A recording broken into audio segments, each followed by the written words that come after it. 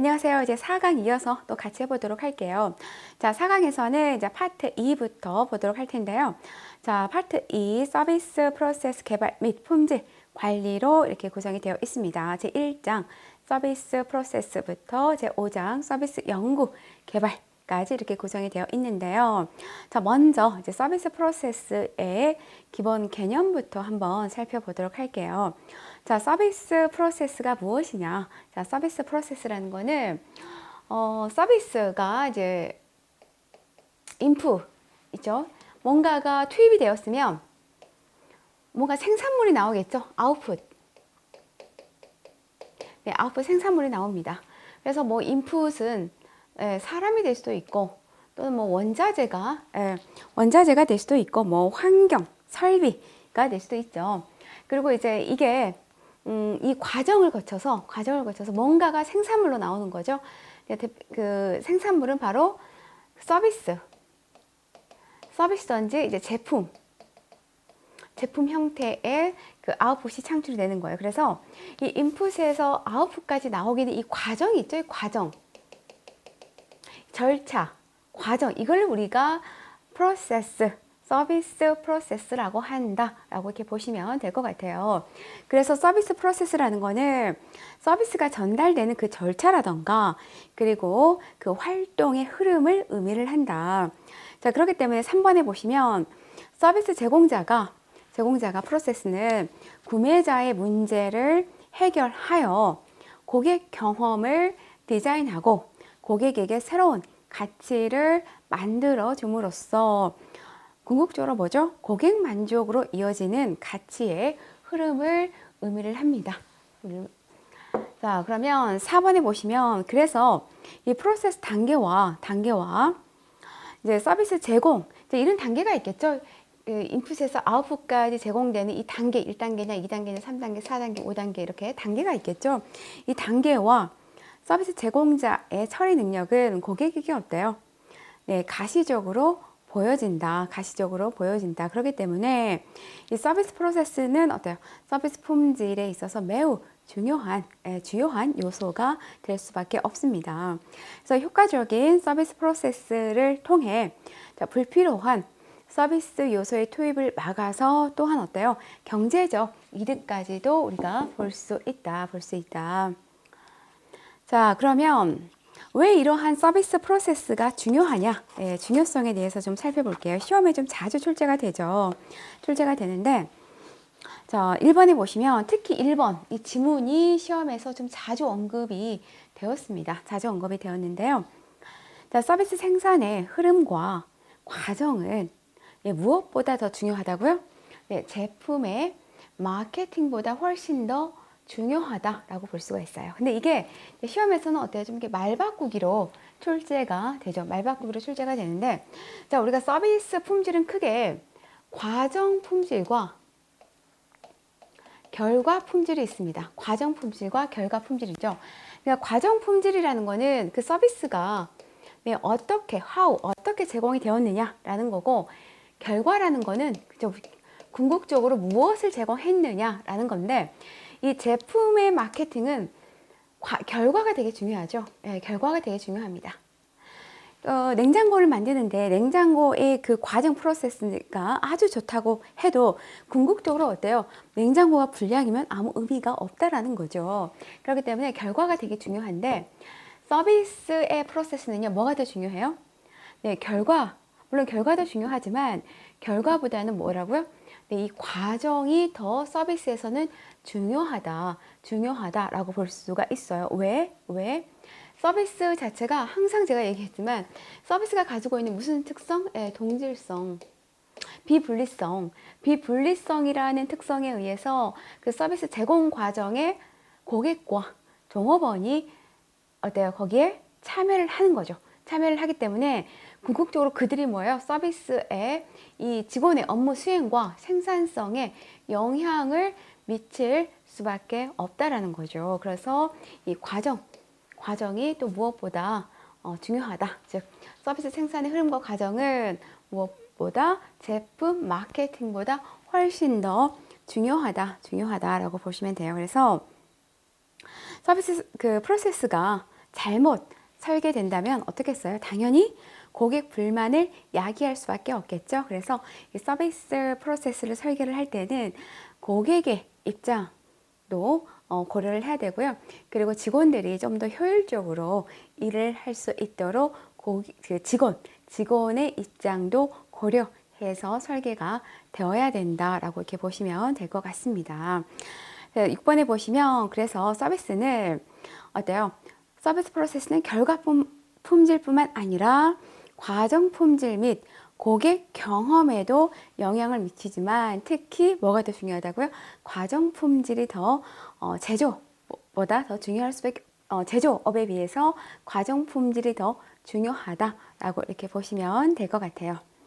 자, 그러면 이제 우리가 서비스 프로세스 분류에 대해서 한번 보도록 할게요.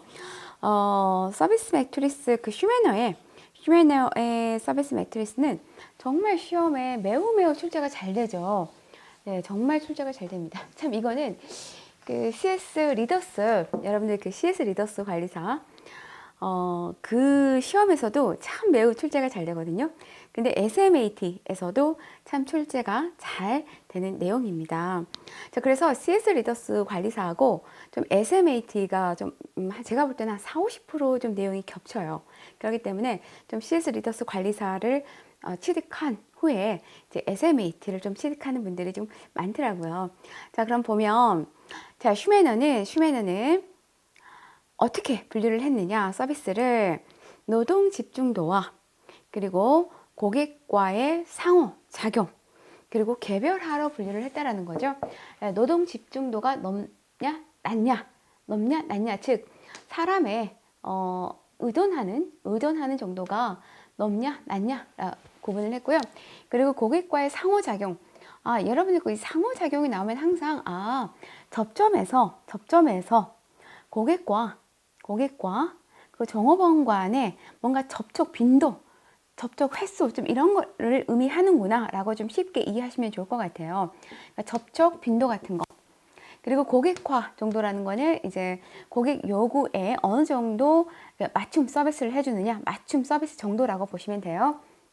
이렇게 구분을 했다라는 거죠. 분류를 했는데, 여기서는 이제 여러분들이 알아야 될 게 바로 각각 그 구역의 업종, 업종을 이해하는 게 중요합니다. 업종을 이해하고요.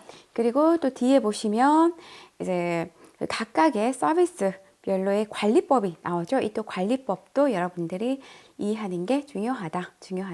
자, 그럼 하나하나 이렇게 살펴보게 되면 크게 네 구역으로 이렇게 서비스를 분류를 했습니다. 먼저 상호작용과 고객화 정도가 낮아요. 그리고 노동 집중도도 둘 다 낮죠. 자, 이런 서비스를 우리가 서비스 공장이라고 해요. 즉 서비스 팩토리라고 하는 거죠. 공장이라는 의미는 어때요? 되게 크죠. 커요. 그러니까 보세요. 항공사도 어때요? 되게 크죠. 호텔도 크죠. 트럭 운반 그런 것도 어때요? 좀 크죠. 그래서 좀 규모가 좀 큰 업종을 여기에 포함시켰다라고 이렇게 보시면 될 것 같아요. 그래서 우리가 팩토리, 공장이라고 하는 거예요. 자, 이런 서비스 같은 경우에는요, 낮다 이런 서비스 같은 경우는 주로 서비스가 어떻게 되어 있냐면 주로 표준화되어 있다라고 보시면 돼요. 표준화. 즉 표준화된 매뉴얼에 의해서 표준화된 서비스, 즉 일관성에 있는 일관된 서비스가 제공된다라고 이렇게 보시면 될 것 같아요. 자, 그다음에 이제 고객화 정도가 높아요. 고객화 정도가 높은데 노동 집중도는 낮습니다. 상호작용과 고객화 정도는 높은데 노동 집중도는 낮다라는 거죠. 그러니까 주로 이제 이거는 뭐에 의존하는 거죠? 사람이 아니라 이제 기계죠, 기계. 자, 기계라던가 장비에 이제 주로 이렇게 의존되는 서비스 영역인 거죠. 그래서 대표적인 게 뭐 병원 같은 거 보면 병원이 왜 노동 집중도가 낮나요? 의사들 환자들 열심히 보고 간호사들 열심히 보고 노동 집중도가 높은 거 아니에요? 라고 좀 우리 수험생들이 많이 질문을 하시는데요.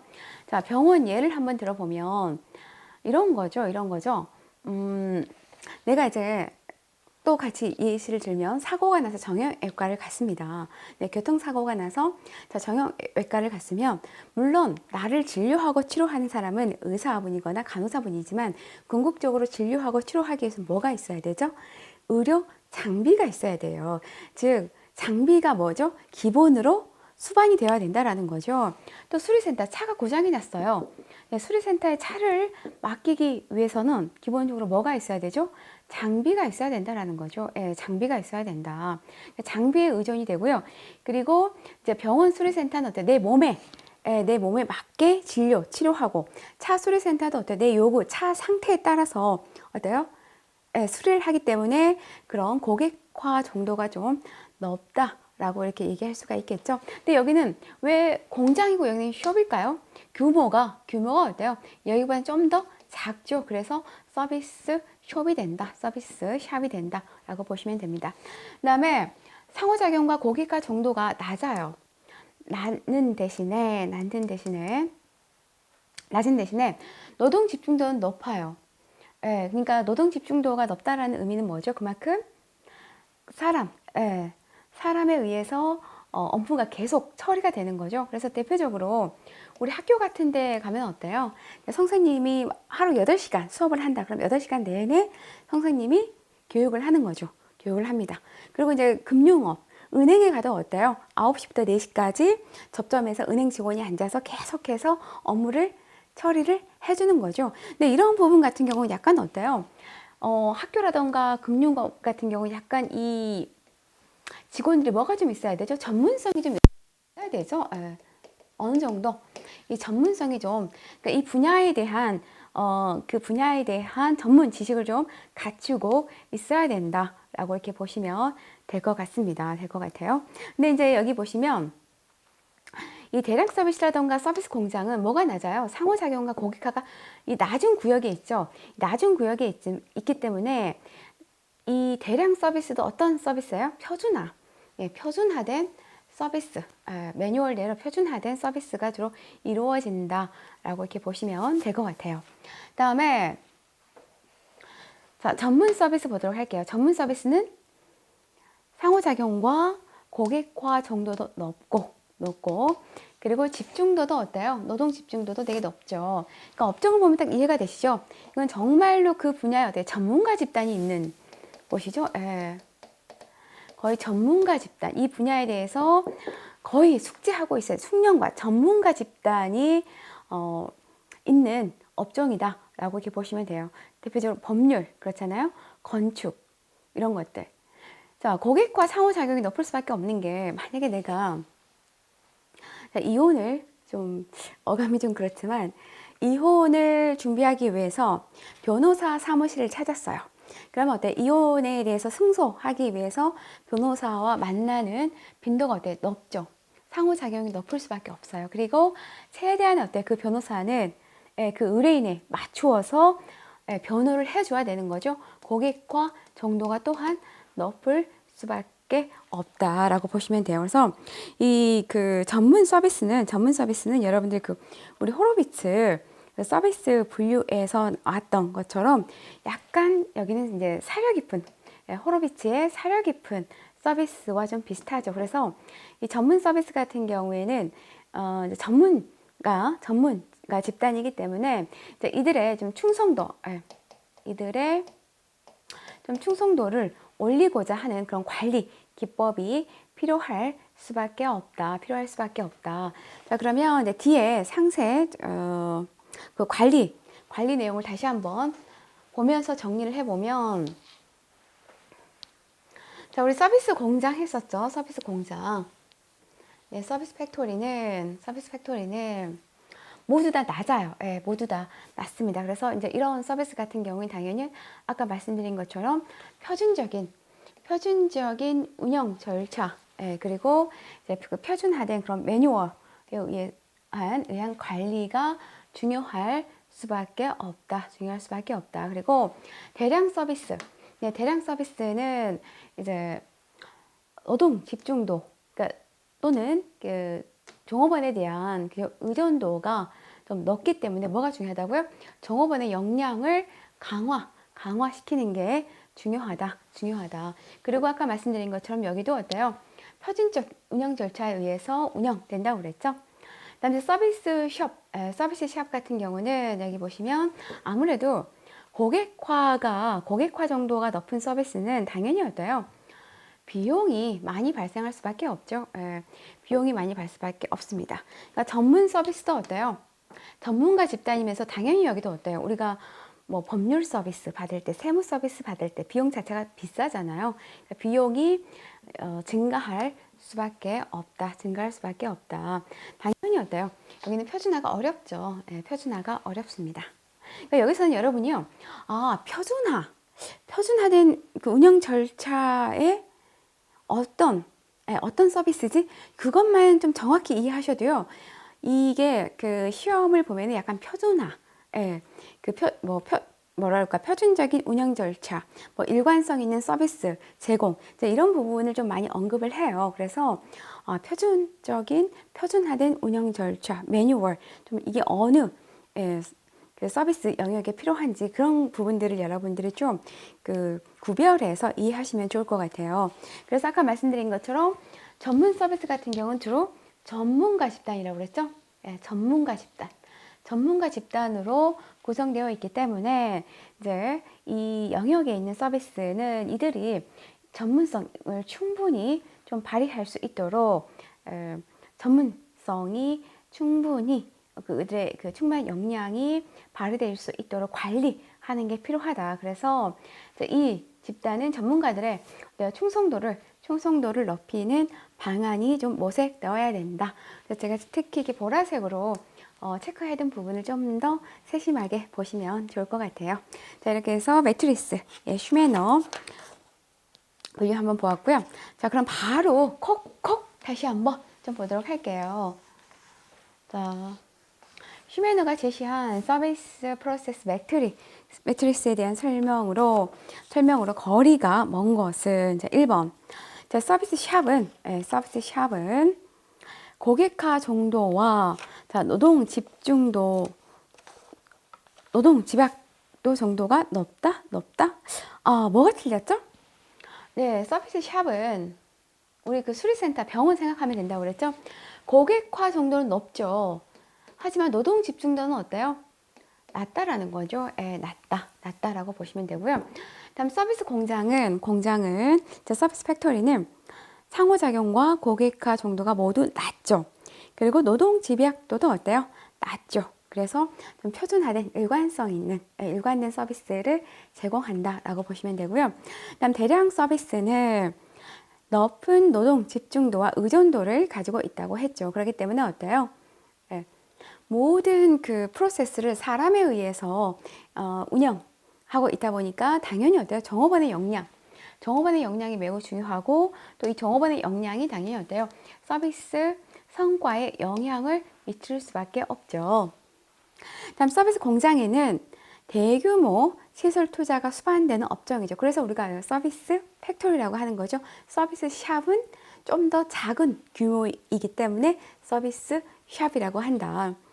대규모 시설 투자가 수반되는 업종으로 서비스 제공 능력을 일정 수준으로 고정화시키는 게 필요하죠.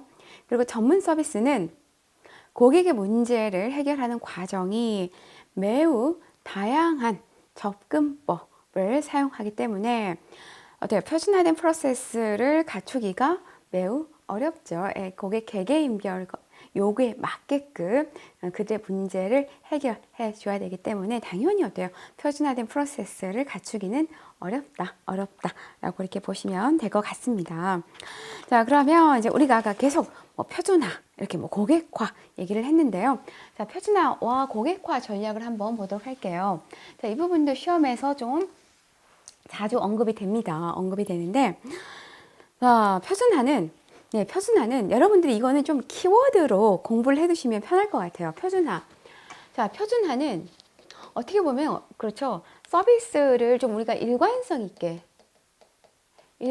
있게 제공하기 위해서 이런 표준화를 하는 거죠. 그리고 주로 이제 표준화 시스템을 도입하는 업종은 주로 대량 생산을 하기 위해서 이러한 표준화 시스템을 도입을 합니다. 그래서 이런 표준화 전략을 사용하면 당연히 경영에 있어서 효율성이 증진이 되고 그리고 생산성이 향상된다. 그러니까 이거는 좀 여러분들이 그냥 뭐라 그럴까 통으로 좀 묶어서 이해를 하시면 좋을 것 같아요. 표준화를 하는 이유는 당연히 기업의 어때요? 합리성, 효율성, 생산성을 증가하기 위해서 하는 거고 당연히 어때요? 대량 생산 서비스를 구축하기 위해서 하는 거다라고 이렇게 보시면 될 것 같아요. 그래서 대표적인 게 이제 맥도날드 시스템이잖아요. 워낙 뭐 맥도날드 그 표준화된 시스템을 유명하니까. 자, 그래서 대다수 프랜차이즈 형식의 기업들이 당연히 이런 표준화 전략을 좀 많이 채택하죠. 그리고 특정 소수의 고객이 아니라 불특정 다수, 즉 매스 마케팅을 하는 그런 대중화 전략이다라고 이렇게 보시면 되고요. 자, 이런 표준화 전략을 어떤 그 업무일 때 유용하냐라면 바로 특정 업무가 어때요? 반복적으로 처리되고 그리고 이미 검증된 효율적인 방법이 존재할 경우 이러한 표준화된 서비스 프로세스가 좀 용이하다라고 이렇게 볼 수 있을 것 같아요. 다음에 이제 고객화 전략을 보면 말 그대로 이제 고객화 전략이라는 거는 이제 고객 요구에 맞추어서 고객 요구대로 맞춤 서비스를 제공하는 거죠. 자, 그러면 고객화 전략을 여기 보시면 자, 1번 다양한 고객 요구에 어때요? 효과적으로 대응하기 위한 프로세스로 고객 욕구와 관심 사항을 우선적으로 고려하여 설계하는 전략을 말합니다. 그렇기 때문에 당연히 고객화 전략은 고객의 고객 니즈와 기대 수준을 반영한 거겠죠. 반영한 거다. 그리고 자, 이러한 고객화 전략, 고객화 서비스를 제공하기 위해서는 어때요? 직원들에게 그만큼의 권한임을 주어줘야 되겠죠. 그래서 직원들에게 더 많은 권한이 주어진다라는 거.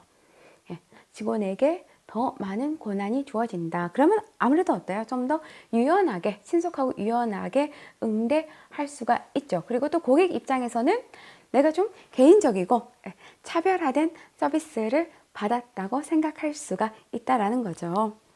자, 고객화 지향 프로세스는 당연히 어때요? 비용은 비쌀 수밖에 없죠. 네, 표준화 그런 그 시스템, 표준화 전략에 비해서 비용이 당연히 증가될 수밖에 없고요. 그리고 각각 고객 요구에 맞는, 고객 요구에 대응하는 그런 서비스를 제공해야 되기 때문에 직원의 스킬이 상대적으로 중요할 수밖에 없습니다. 네, 직원의 스킬이 상대적으로 중요하며 판단력이 필요할 수밖에 없다. 자, 그렇기 때문에 고객과는 고객의 요구가 이질적이고 다양한 경우 당연히 어때요? 바로 이 고객과 프로세스를 설계한다라고 이렇게 보시면 될 것 같습니다. 교재에 나와 있는 그 표로 나와 있는 거 있죠? 고객화와 그리고 표로 나와 있는 걸 다시 한번 보면서 정리를 해 두시면 좋을 것 같아요. 자, 이렇게 해서 우리가 표준화, 고객화까지 한번 살펴보았습니다. 네, 수고 많으셨습니다.